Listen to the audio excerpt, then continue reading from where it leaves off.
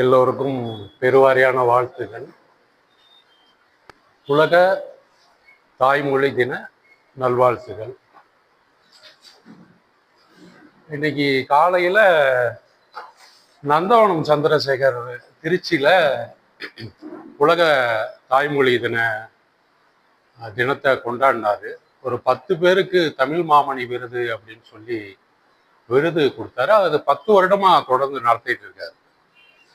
10 வருடங்கள், இது 10வது வருடம்.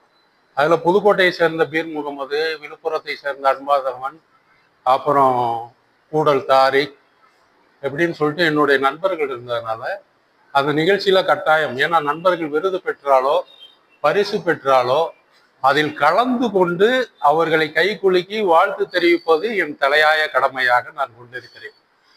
அந்த வகையில் அங்க சென்றிருக்கும் போது மணவை இலக்கிய வட்டத்தின் தலைவர் எனக்கு ஃபோன் செஞ்சிருக்காரு. நல்ல நாள்ல எனக்கு காது கேட்காது, பேக்ல வச்சிருந்த மொபைல் போனை. அப்புறம் கூட்டத்துக்கு இடையில போய் எடுத்து பார்த்தா அழைப்பு விட்டுருந்தார். அது என்ன பண்ணிருக்கலாம், எடுக்காமலே இருந்திருக்கலாம். இவரு கூப்பிட்டாரே ஏதாவது விஷயமா இருக்கும் அப்படின்னு சொல்லிட்டு எடுத்துட்டேன்.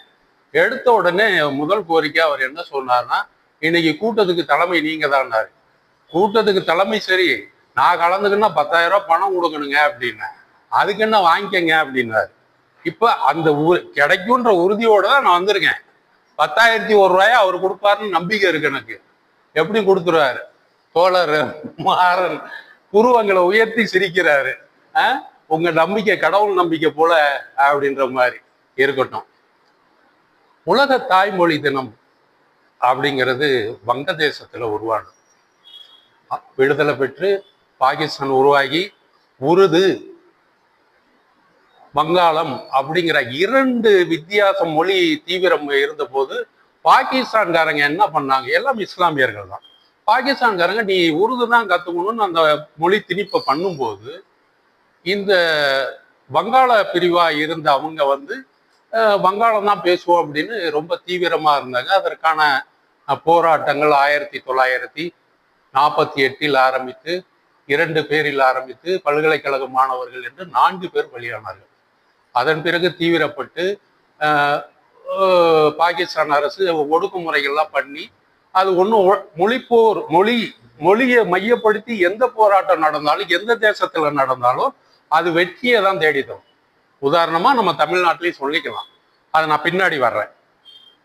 இந்த சூழ்நிலையில உலக தமிழ் மொழி அந்த உருது பேசுற கட்டுப்பாட்டிலேருந்து எடுத்து வங்கதேசம், வங்காளர்கள் இதை பேசலாம் அப்படின்னு சொல்லிட்டு தனி நாடு உருவாகி அந்த மொழி ஃப்ரீனஸை உருவாக்கி கொடுத்துட்டாங்க.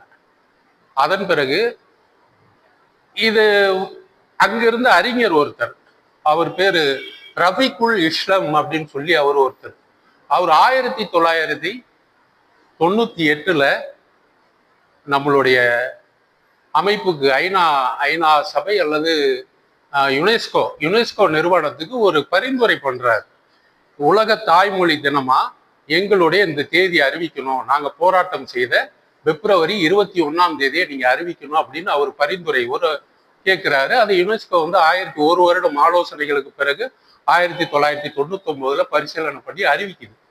பிப்ரவரி 21 உலக தாய்மொழிகள் தினம் அப்படின்னு கொண்டாடிக்கலாம் அப்படின்னு அறிவிக்குது. அது 2000 அது அனுஷ்டிக்கப்படுது. இதுதான் அதனுடைய வரலாறு. ஆனா இந்த மொழிப்போர் போராட்டம் என்பது இந்தியாவில் மிகப்பெரிய பின்புலமாகவும் மிகப்பெரிய உயிர் பலிகளை கொண்டதாகவும் தமிழ்நாட்டில் இருந்திருக்கு. தமிழ்நாட்டுடைய மொழிப்போர், இந்திக்கும் தமிழுக்கும் ஏற்பட்ட போராட்டங்கள் என்பது மிகப்பெரிய போராட்டம். தாளமுத்துவா இருக்கட்டும், நடராஜனா இருக்கட்டும், முதல் 2 பலி அவங்க தான், முதல் 2 விதைகள் அவங்க தான்.